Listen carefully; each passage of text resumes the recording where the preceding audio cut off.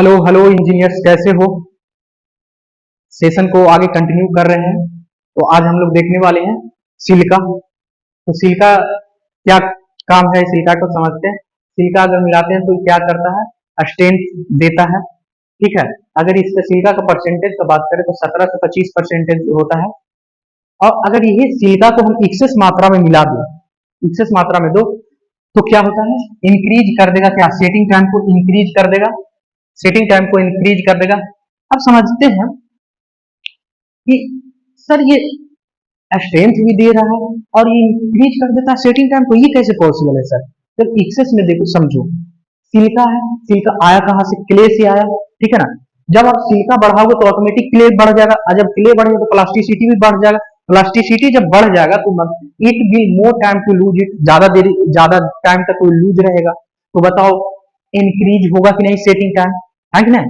अगर यही डिफिशियंसी कर दो, कम कर दो अगर इसका सिलिका का, तो रिड्यूस कर देगा स्ट्रेंथ। स्ट्रेंथ को क्या कर देगा? घटा देगा। चलिए ठीक है, आगे कंटिन्यू करते एल्यूमिना। तो एल्यूमिना का अगर बात करें 3 से 8% होता है। ठीक है ना। ये एल्यूमिना क्या करता है कि इंपार्ट करता है फ्लैश सेटिंग, क्विक सेटिंग और इनिशियल सेटिंग। इसका काम है कि जल्दी सेट कर देना। अब जल्दी सेट हो गया, जितना जल्दी सेट होगा अब उतना ज्यादा हीट ऑफ हाइड्रेशन प्रोड्यूस करेगा।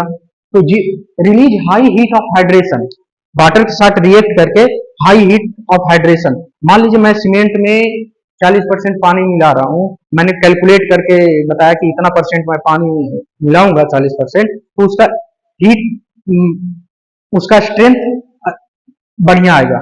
ठीक है। मगर जब हाई हीट ऑफ हाइड्रेशन हुआ तो उसके मान लें 40%, तो इवोपरेट होकर 5% निकल गया, वाटर इवोपरेट 5%, तो बच गया 35। अब ये 5% घटा तो बताओ स्ट्रेंथ में कमी हो जाएगी कि नहीं? तो वाटर इवोपरेट हो गया तो स्ट्रेंथ हमारा रिड्यूस हो गया। अब समझते हैं, उसके साथ जब वाटर इवोपरेट हुआ तो क्या होगा? एक साइड इंपार्ट करेगा श्रिंकेज। अब समझिए, जो प्लास्टिसिटी है वो श्रिंक होने लगेगा। जो वाटर हीट ऑफ हाइड्रेशन हो गया, जल्दी सेट हो गया। अब बताओ, जल्दी सेट हो गया उस दौरान में कि उसका प्लास्टिसिटी सेट होने के टाइम में क्रैक डेवलप हो जाता है। कैसे?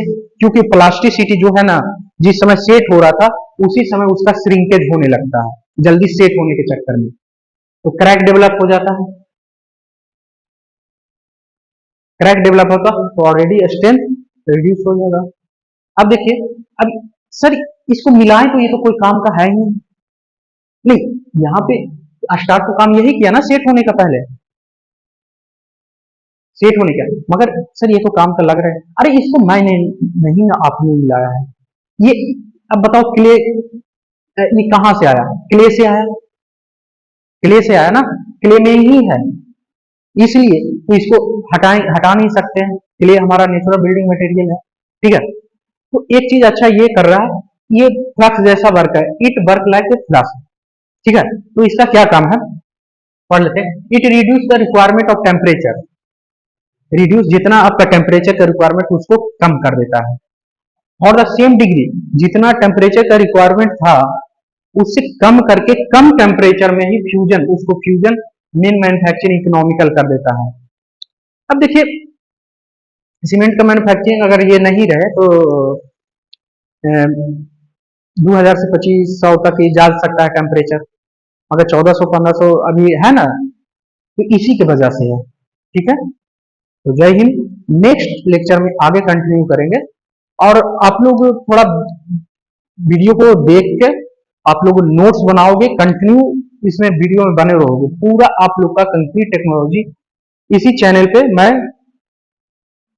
पूरा पेपर डील करूंगा। आपको बस लेक्चर में बने रहना है और पूरा नोट्स को प्रॉपर ढंग से बनाना है। जो आपको सब्जेक्ट समझना, सीखना, कोई भी प्रॉब्लम हो तो आप कमेंट कर दें और वीडियो लाइक कर दें और अपने दोस्तों के साथ शेयर कर दें। जय हिंद।